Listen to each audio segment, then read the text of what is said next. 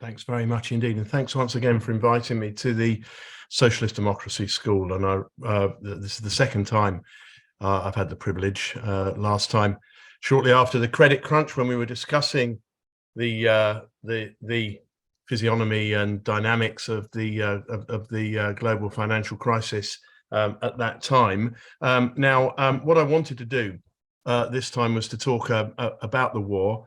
And to make the case for this being an inter-imperialist conflict. Now, that means I will be. I appreciate that you've heard from Michael Roberts, and far be it for me to, seek to go head to head with his analysis on the economic crisis and the nature of imperialism. But I wanted to summarise, in my view, why this is an inter-imperialist conflict. Briefly look at the historic background.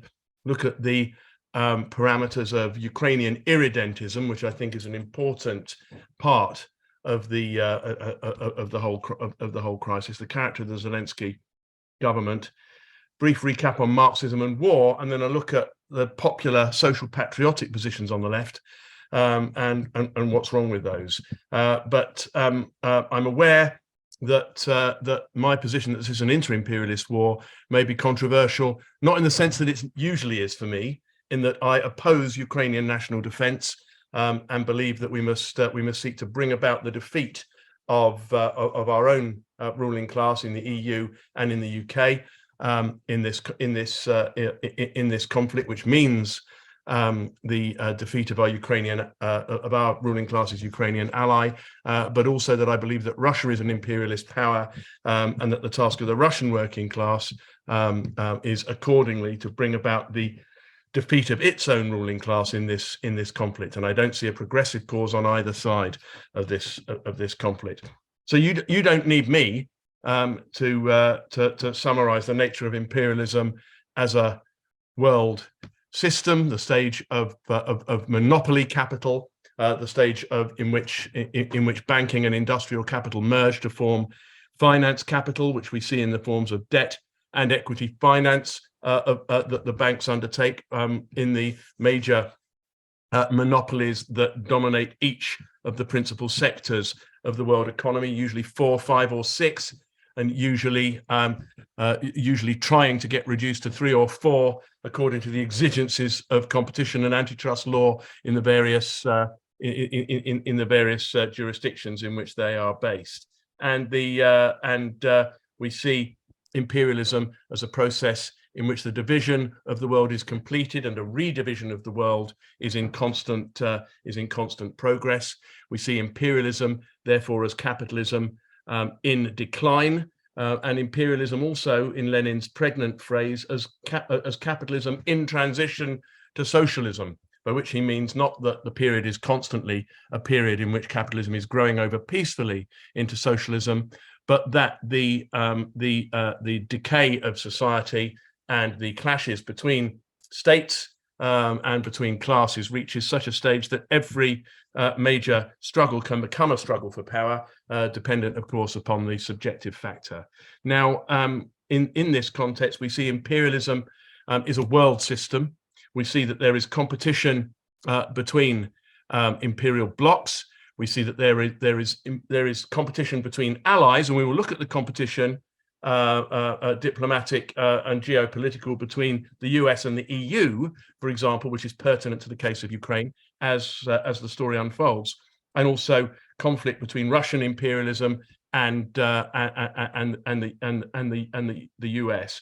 The war aims of the Ukrainian government as a key ally of US and EU imperialism cannot be understood separately from that geopolitical context of inter-imperialist rivalry, and we have to take account, therefore, of the alignment of the principal imperialist powers, rather than assessing Ukraine's war goals and position as if it were independent of those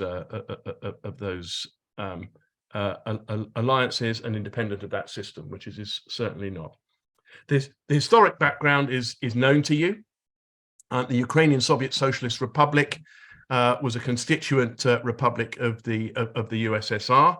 Prior to that, As you may know, the territory which is currently Ukraine was often diced and sliced between the Russian Empire, between the Austro-Hungarian Empire, where I discovered my great grandfather, who I always thought had grown up in the Russian Empire. It turns out it was that the Ukrainian town that he was born in was actually governed by the Habsburgs when he lived there. Also, obviously, the Kingdom of Poland and Lithuania and the Second Polish Republic also had different slices of that territory at different times. The Bolsheviks understood that Ukraine and the Ukrainians, with their language and with their particular culture, had a right to national self-determination.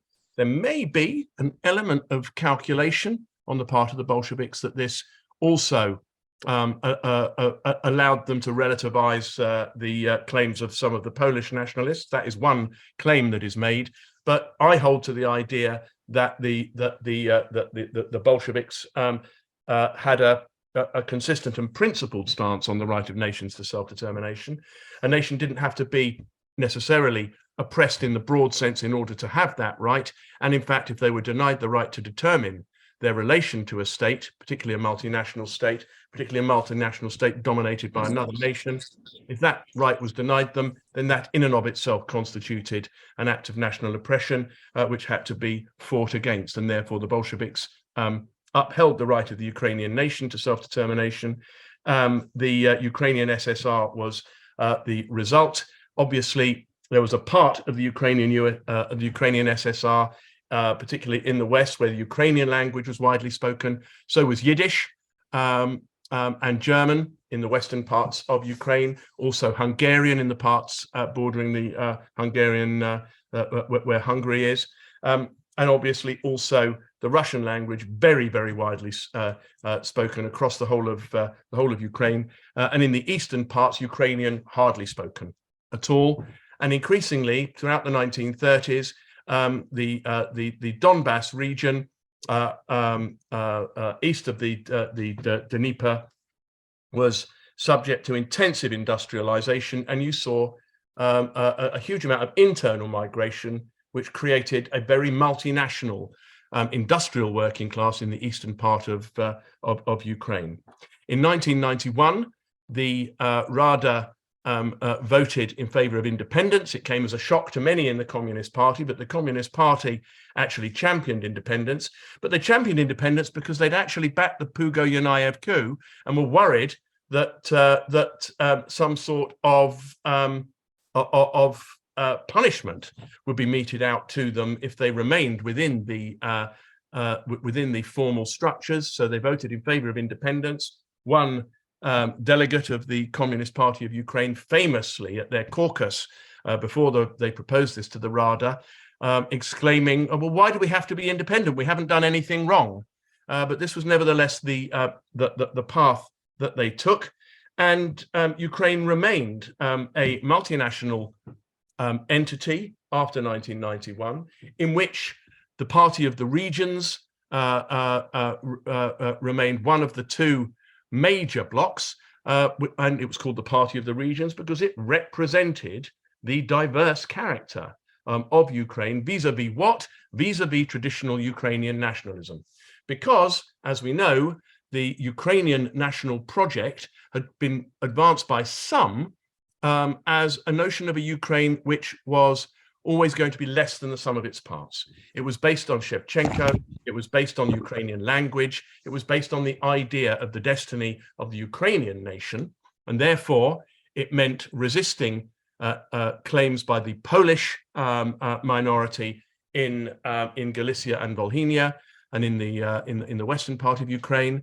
It meant seeking to establish a Ukraine that was as West Ukrainian as France is French, which meant that the presence of a very large Jewish community was always going to be seen as a problem on the part of that part of Ukrainian nationalism, and of course it saw itself as counterposed to the Russian nation and its great Russian claims of domination of the region. But that Ukrainian nationalism in Western Ukraine after 1991, therefore saw itself as allying with Europe, as advancing a more neoliberal policy, whereas the Party of the Regions, and classically between 2010 and 2014 under Yanukovych, having seen off the Orange Revolution in 2004 and won the election in 2010, I think it was, then saw itself as being more aligned with Russia. In fact, entered into an arrangement with Russia for support, financial support, and to support Ukraine's national debt. And of course, the more pro-Western and neoliberal parties in the West wanted instead to enter into an agreement with the EU, which, as a trade agreement, carried with it a whole load of austerity and neoliberal terms. When Yanukovych in 2014 decided to cancel that deal and go with Russia instead, this saw a resurgence of what had happened in 2004 in the so-called Orange Revolution, of the West Ukrainian nationalists and neoliberals taking to the streets. But this time we saw the supporters of the Svoboda party, a hard-right party, which had its origins in people who were pro the collaborators with the Nazis during World War II, which I've rather glossed over the World War II period for reasons of time, but you all know that Stepan Bandera, the OUN and the UPA sided with Nazi Germany in World War II. They did at one point fight the Germans, but that doesn't mean that they, as they try to make out today, were against both Russia and Germany. In fact, many of their fighters formed a unit of the SS called SS Galicia, who relocated to England at the end of the Second World War, by the way. They genocided the Poles. They handed Jews over to the Nazis, and they attempted to ethnically cleanse Western Ukraine as the Red Army advanced in 1943, 44, and 45. The point, therefore, is that when we got to 2014, we see as the reactionaries, which is what they were. They wanted a trade agreement with the EU initially, but they were neoliberals and liberals. But of course, because they were talking about European democracy, and because there were lots of young people involved, a lot of people were completely fooled in the West by this, including in the Fourth International and in other places.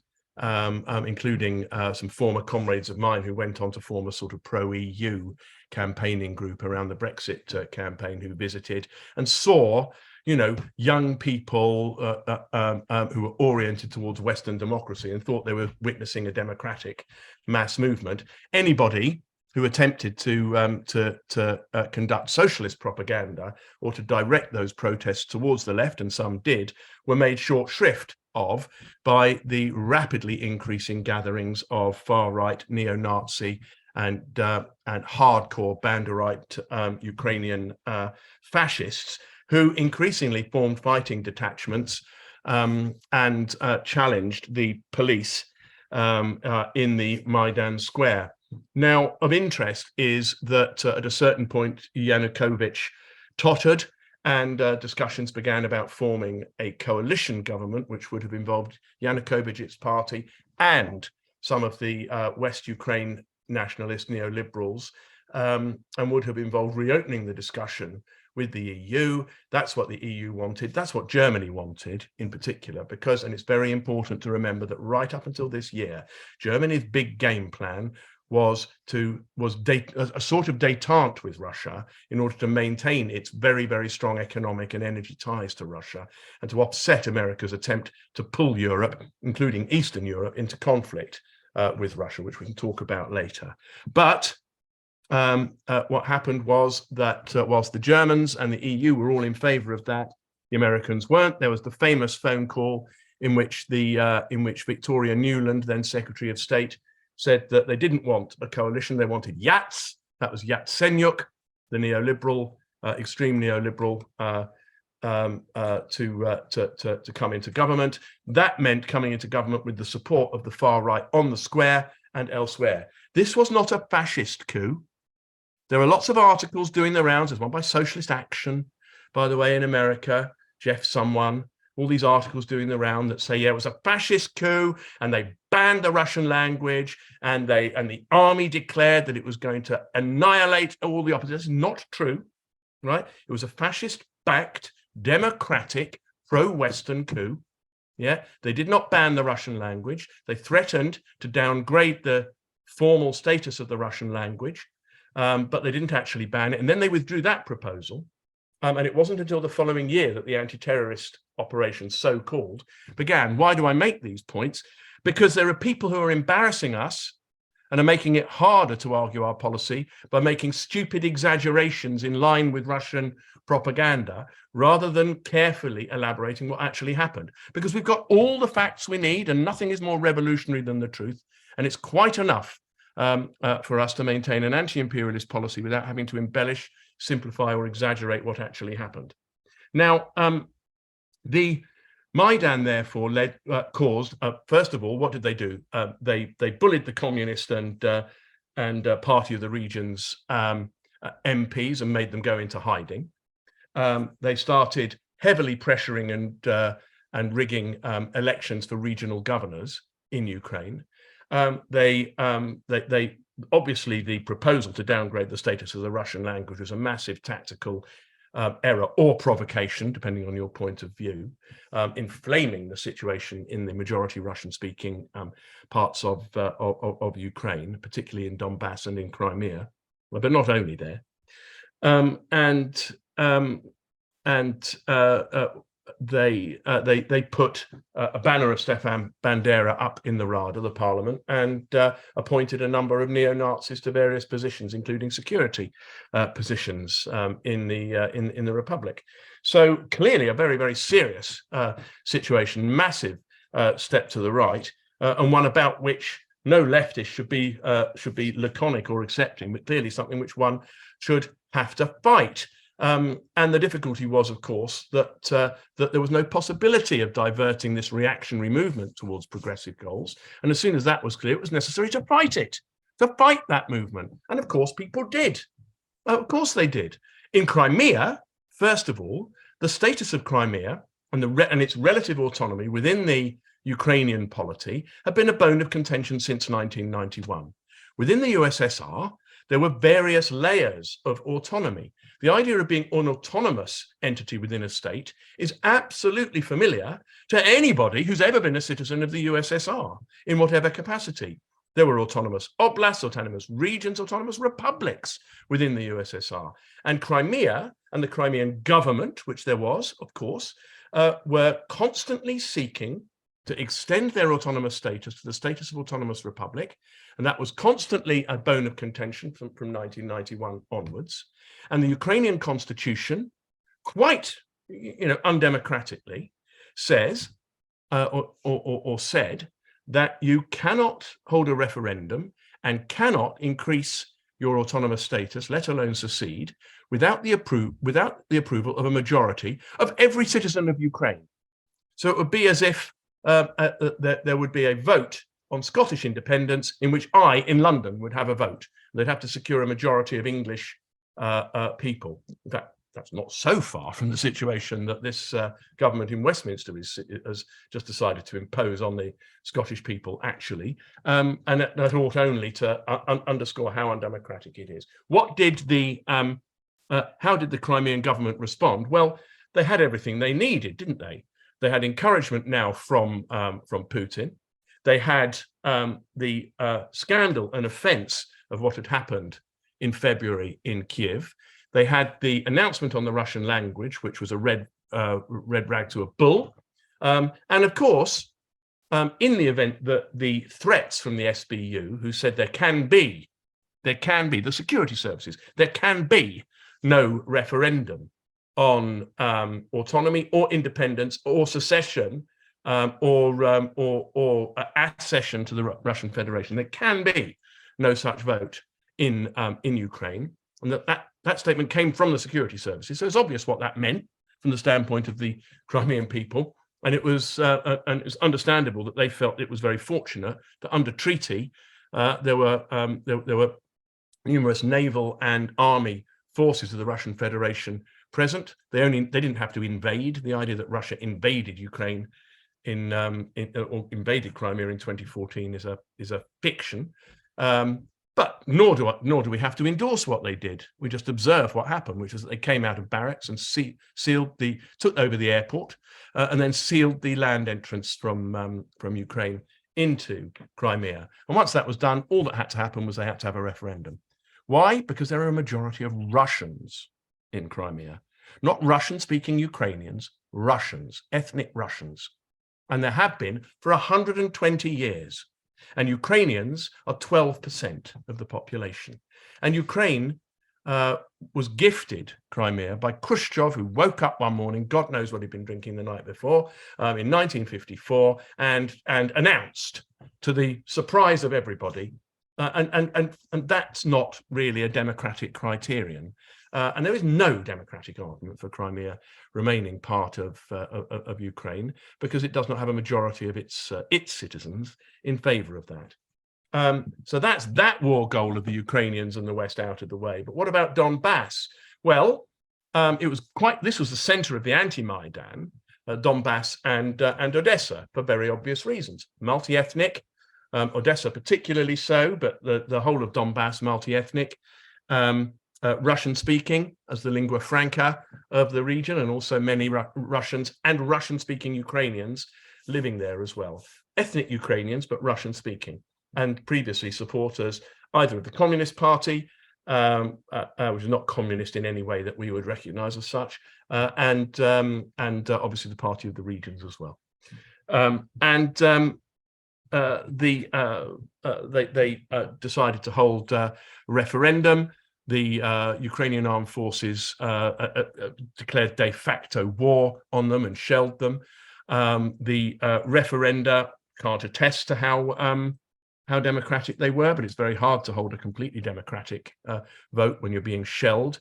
And personally, from my own perspective, I don't think people that are engaged in a war are obliged to allow supporters of the other side in an armed conflict the right to organize. But it's impossible to tell, therefore, what we had in formal terms in the Donbass in terms of people wanting various arrangements. But what they voted for was autonomy, not separation, autonomy. And various surveys then took place, one from a social science institute in Donetsk, one from a social science institute in Kiev, one organized by the Wall Street Journal, and they all said the same thing, which was that there was a small minority who wanted to be part of a unitary Ukraine, a small minority who wanted to be part of Russia, a slightly larger minority who wanted independence, and a very clear majority who wanted autonomy within Ukraine. And that is what they got in 2015 when the anti-terrorist operation, hastily arranged under the leadership of Poroshenko when he won the presidential election, sent loads of conscripts out to fight against the defenders of Donetsk and Luhansk, not all of whom were Russian mercenaries, but who were clearly being supported by a spinal column of off-duty Russian military operatives such as Strelkov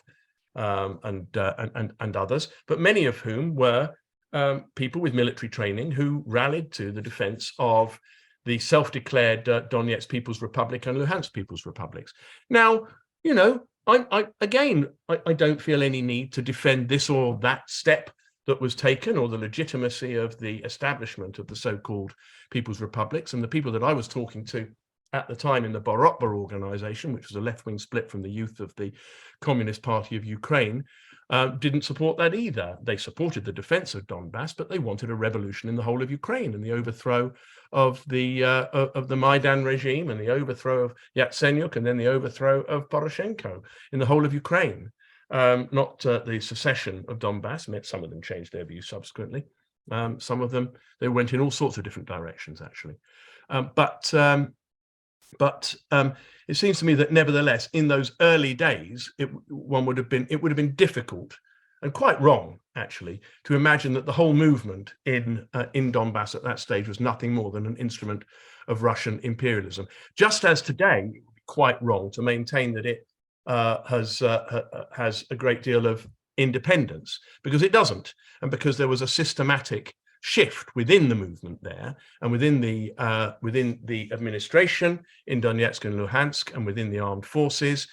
People that were wayward were removed, some of them shot, some shot by Ukraine, some clearly removed by the security forces of the Russian Federation, and they've been brought completely to heel. And I'm no more obliged to support their goals as instruments of Russian imperialism now than I am to support Ukraine, given that it's an instrument of US and EU imperialism. But that wasn't always the case. And Donbass has the right to self-determination. There's absolutely no doubt in my mind about it. And what does that mean? It means they have the right to autonomy. And they secured that right at the Minsk Agreement, Minsk II, in 2015. And what did that mean? It meant not just that they would have the right to self-governance, it meant that no foreign forces were allowed in. And that included the Ukrainian armed forces, by the way. The Luhansk People's Republic and the Donetsk People's Republic, whatever attitude one takes to their legitimacy, were granted a seat at the table at Minsk. And it was agreed that the Ukrainian armed forces would withdraw from the autonomous territory territories in Donbass, just as it was agreed that there would be no foreign fighters, no forces of the Russian Federation, no one paid or funded by the Russian Federation. Oh, and by the way, Putin added a term which was agreed, which was that the Donetsk People's Republic and the Luhansk People's Republic would respect private property and would not nationalize any corporations, because initially they did talk about doing that, particularly in circumstances in which they felt that there would be boycotts of their economy engineered by foreign-held and other oligarch concerns. And that was reversed under the influence of the Russian Federation. And I remember speaking to people at the time who argued that the influence of the Russian Federation had to be understood as not being positive in Donetsk. These were people from within the city administration in Donetsk who also had very rude words to say about Western communists, who they described as being a contradiction in terms from their own perspective. But there you go. It's understandable that they might think that, given their experiences. So where are we with all of this? Well, it seems to me that Ukraine has a right to self-determination. So does Donbass. So does Crimea. It's important to understand that a series of violations of those rights occurred in the run-up to 2022. First of all, the Zelensky government, which, far from being some wonderful democratic, happy, peace-loving eco-utopia, right, is a filthy neoliberal regime, right, by a puppet of the particularly foul oligarch Kolomoisky, who is a repulsive individual who was perfectly willing, despite his own religious background, to arm neo-Nazi militias in the defense of his own business interests in eastern Ukraine, and whose TV station hosted the show about the presidency that our friend Zelensky first played the president as, and then later became the president, funded by Kolomoisky. And I know, for reasons that I can't disclose, given my professional activity, that there, as a lawyer, that there's just loads and loads of really dirty stuff about these people and their relation with other oligarchs, and what they're actually up to and what they're actually accused of. Now, the point here is that Zelensky was elected promising an end to the war in the East and proposing a decentralization law. Now, you might think that a decentralization law would involve greater autonomy. On the contrary, the proposal, when he actually finally put it forward after his election for decentralization, involved the removal of the residual autonomous status of Donbass, because they were going to break it down even more.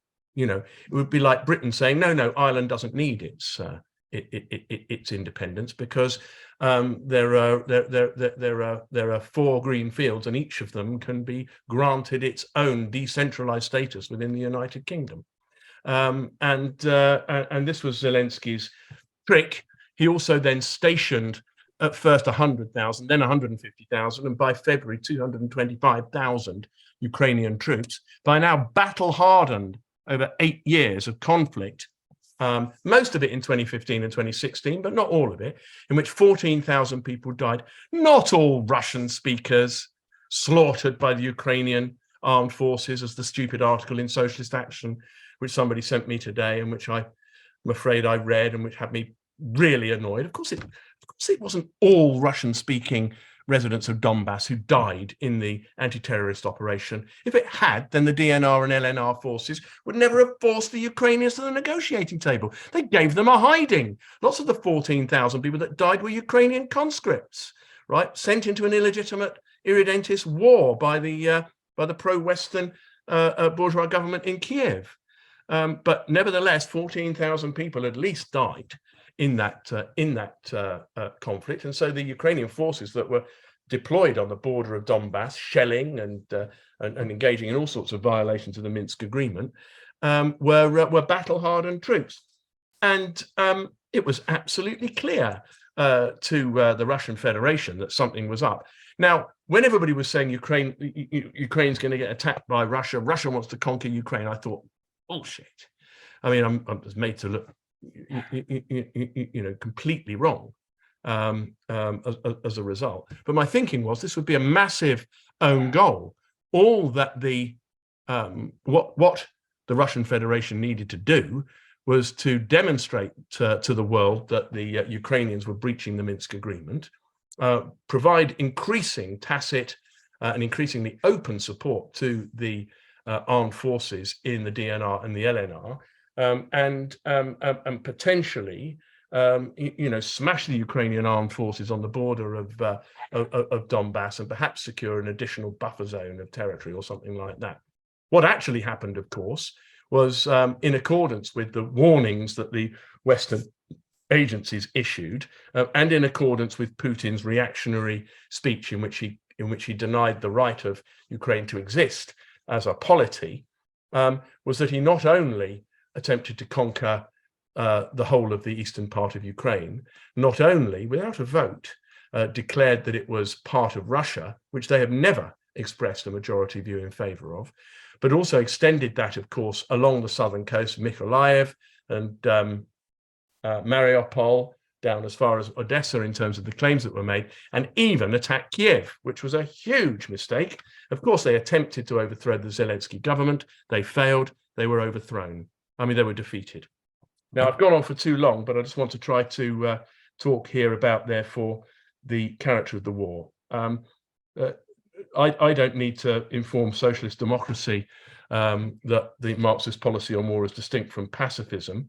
And so I won't condescend to do that. What I will do, though, is remind everybody here that the Marxist policy on an inter-imperialist war is the policy of revolutionary defeatism, which means that the class struggle against your own government must be continued, even if it brings about the defeat of your own government on the field, and that the defeat of your own government and armed forces is the lesser evil to the suspension of the class struggle, and that we seek, therefore, to bring an end to the war as quickly as possible through class struggle methods. We support not a penny, not a person to our own imperialist bourgeoisie, and our policy is not one of supporting imperialist negotiated peace terms, but of the overthrow of the imperialist governments by converting the imperialist war into a civil war of the workers against the ruling class in their own countries.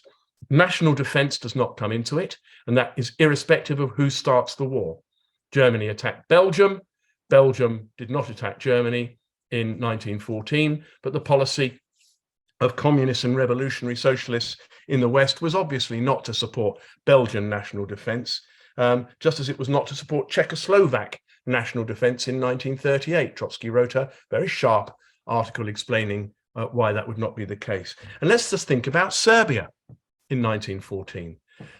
Trotsky and Lenin both wrote that if any country in Europe had a right to national defense on the face of things, it was semi-colonial Serbia attacked, right, on a patent pretext by the Habsburg monarchy, and yet the Serbian Social Democrats, to their absolute credit, and in a heroic act, voted against the war budget and the war mobilization in the Serbian parliament, despite all of that, because they saw that the national defense of Serbia, which was democratic right, was subsumed within the emerging inter-imperialist conflict of that time, which they saw as being the greater conflict, and it was more important for them to take their place in opposition to that than it was for them to seek to come to the head of national defense in that context. China, I've had raised by social patriots who want us to support Ukraine,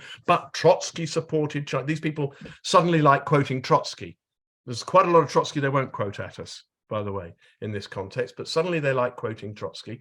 And one of the quotes is, of course, Trotsky supported China against the Japanese invasion. So he did, because no imperialist country supported it. The West, just as they had done over the Spanish Civil War, imposed a sort of boycott and prevented support for Chinese national defense. The Germans, who have been the principal supporters of China up until 1935, withdrew their support, and it wasn't until 1941 when the Japanese started menacing French Indochina that the Allies started taking an interest in China, at which point, of course, this becomes part of the Second Imperialist World War, and revolutionaries would have had to take that into account. The defense of small nations in inter-imperialist conflicts, I'm afraid, and please shoot me down if I'm showing my big nation arrogance and chauvinism here, but the defense of small nations and their rights of self-determination can be subsumed, and in the imperialist epoch is often subsumed within inter-imperialist conflicts. I don't know what that means about Ireland as a member of the EU in the event of future conflict, but well, I'll leave you to dwell on that, and I gather you've had that discussion about Irish neutrality earlier. But it seems to me that you know, whether Ukraine is technically a semi-colonial country or a sub-imperialism or an intermediate this, that, or the other is not actually the point. We can support Ukraine's right to self-determination by saying that Russia should get out. But we have to also support the right of Donbass and Crimea to self-determination in that context. Now, this brings me then to a brief survey of the popular social patriotic positions on the left. Who attacked who? Leads you down a rabbit hole of claim and counterclaim and pretext and provocation, and is not the issue for us. Because for us, whether you are ruled by a Russian oligarch or a Ukrainian oligarch and their armed forces is neither here nor there. Of course, under occupation, we resist, but that doesn't mean we take sides with one national bourgeoisie in fighting against the rule of another national bourgeoisie. We oppose all of them. Authoritarianism versus democracy, also for us, not the issue.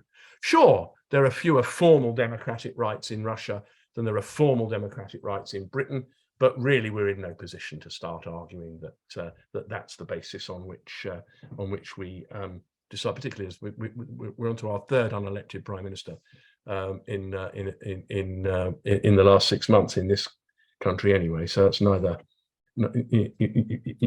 again, that's a rabbit hole to go down. Ukraine's right to self-determination, well, yes, but so does Donbass. Now, here's the problem. Some will say, well, we should oppose the Zelensky regime. We can oppose Russia. We can oppose NATO. We can oppose everything bad, but we have to defend Ukraine because its right to self-determination is being violated. Now, I would say, yes, but so is Donbass's right to self-determination by both Russia and Ukraine. What are you going to do? You're going to side, I want to side with neither. They want to side with both. If you put that logically, it would mean that you would have to critically support both the Ukrainian armed forces and the armed forces of the Donetsk People's Republic and the Luhansk People's Republic. Support both sides in a conflict when they're fighting each other. The absurdity of the position arises from the simple premise that it is possible to support national defense when national rights are violated in an inter-imperialist conflict, when it is plainly not possible to do so. And therefore the war of national defense and national liberation, we have to discount that as a driver for working class policy. And the worst offenders in this respect is the Fourth International, it seems to me, who have been undertaking the most systematic, Gilbert Achcar and various others, and then this dreadful group that they've taken over in Britain at the moment, waving the Ukrainian flag alongside all sorts of dreadful social chauvinists, and we have to oppose all of that. But the worst prevaricators, as my former organisation, Workers' Power, who want to literally have their cake and eat it, and who say that they're against all the imperialist powers, they're against NATO, they're against Zelensky, no one should fight for Zelensky, but the Ukrainian people have the right to put up national defense, not just against occupiers, but against Russian conquest, as if it makes a difference either way, and notwithstanding the absurdities that leads us into. So I've got more, but I've gone on for too long. What I would like to do, maybe when I come back, is to consider what this means about the nature and geopolitical dilemma facing Russia and the Russian Federation, who I know you don't class as imperialist, but which nevertheless, the dynamics of that, I think, are extremely important. And it's very important to see that Parche Victoria Newland's comments about fuck the EU, just how much the US has managed to fuck the EU over, to use her language, not mine, over this whole dispute. We've got Nord Stream, we've got German, America has re-established Germany's energy security, by the destruction of the Nord Stream pipeline and forcing Germany off cheap Russian energy and onto more expensive fracked American LNR. But also the Eastern Europeans, who the Americans were always wanting to incite against Russia in order to secure them in NATO. We've now got the Scandinavians entering into NATO, and the Germans prized away from their preferred policy of rapprochement with Russia and economic ties with Russia and détente into this new situation. I don't know if they're planning to negotiate a settlement. Certainly, the backwards and forwards over the Ukrainian missiles which landed in Poland was revealing, and I think to me revealed the fact that negotiations were quite advanced over the period of COP and the G20. But quite what the short-term end game is here, I don't know. Long-term, clearly, we see imperialist camps, lining up for the denouement which we all fear and all know is coming. On which happy note, I'll pause.